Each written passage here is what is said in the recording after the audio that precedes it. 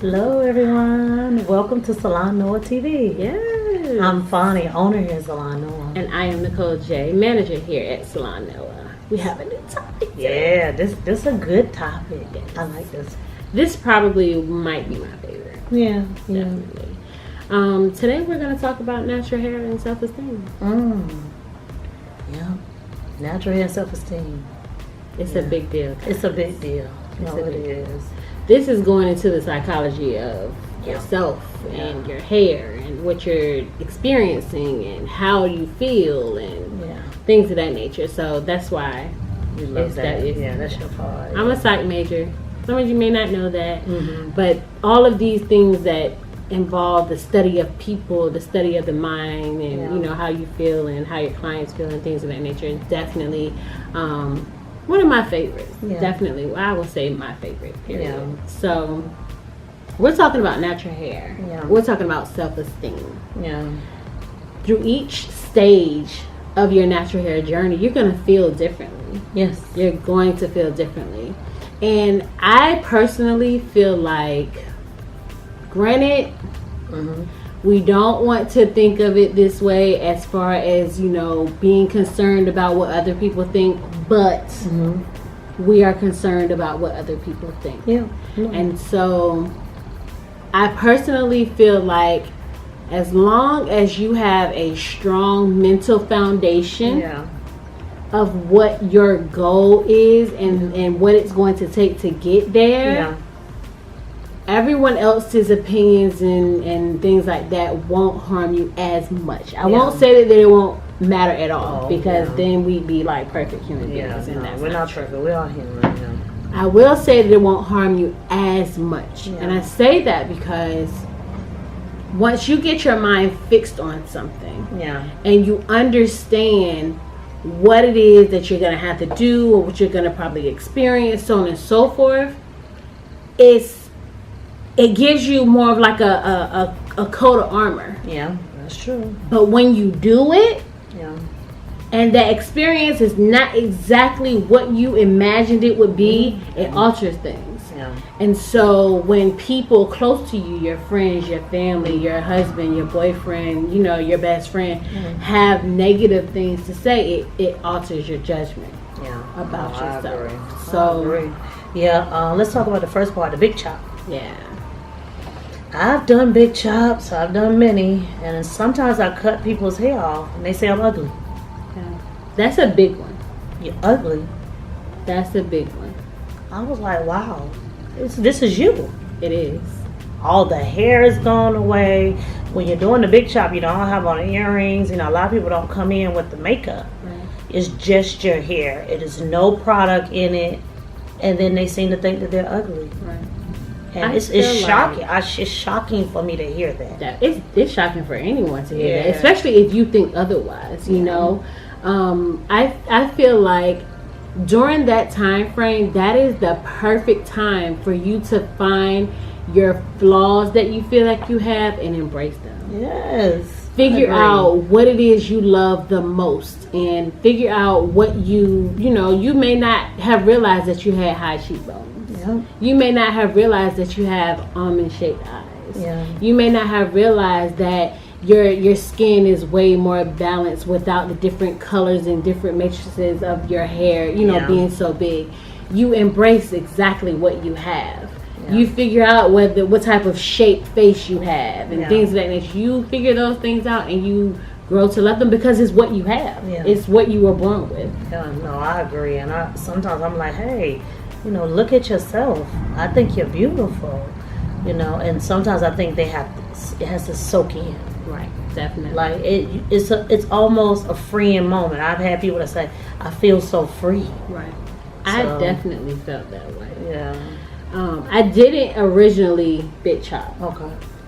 But when I big chopped from being heat damaged, that was a really good feeling. Yeah, no, definitely. And a lot of people seem to think when you big chop, they think you got to cut all your hair off, and that isn't true. That isn't true at all. You know, we'll educate you. Just big chopping is letting go of the relaxed hair, the straight ends, the damaged hair, and going with the healthy curly hair. Right. That's a big chop. So you could have been transitioning for a year, and when you chop, people can still feel that same release. Definitely. Yeah. A lot of times when people are transitioning and they do that chop, a weight is lifted off. Definitely. No more of the detangling, the matted hair. Detangling simple. So a lot of people do embrace that for sure, and they feel better, and they're excited, and they're happy, and that brings about good self-esteem. So no more work at the bone. Right. Yeah, for sure. Yeah. And then also when people are able to, when they do the big chops and they see that spring back of that curl, that's exhilarating. Like that gets people really, really excited, and then in turn it boosts your confidence because it's like, oh, my hair can do this, and it's a good feeling. So definitely understanding that, you have to have yourself mentally prepared for what it is you are going to do. No, I agree. Affirmations are going to help you out a lot. Yeah. They're going to help you out a lot. Exude, like just pouring positivity into yourself, finding the things that you don't love and turning them into affirmations is definitely going to help you get through that big chop phase. Yep. Now, what do you say? Like when you do your chops and your client says that to you, like how do you approach that? So what I tell my clients when they feel uneasy about a big chop, I point out the things that they already have that other people want, like the things that I know that they already have.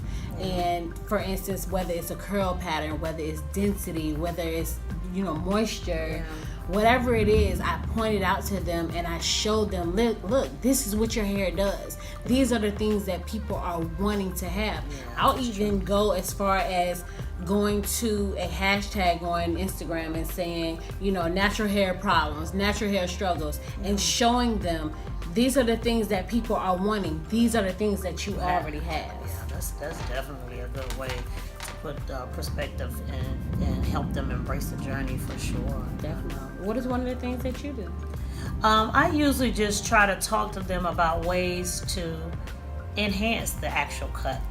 Like talk about arching the eyebrows, having the lashes done, getting different lip colors, embracing some of the natural hair jewelry that they can wear for the earrings and things like that. Just going full out and embracing the whole journey and making it a part of your style and your flavor and how you walk around with this new big chop.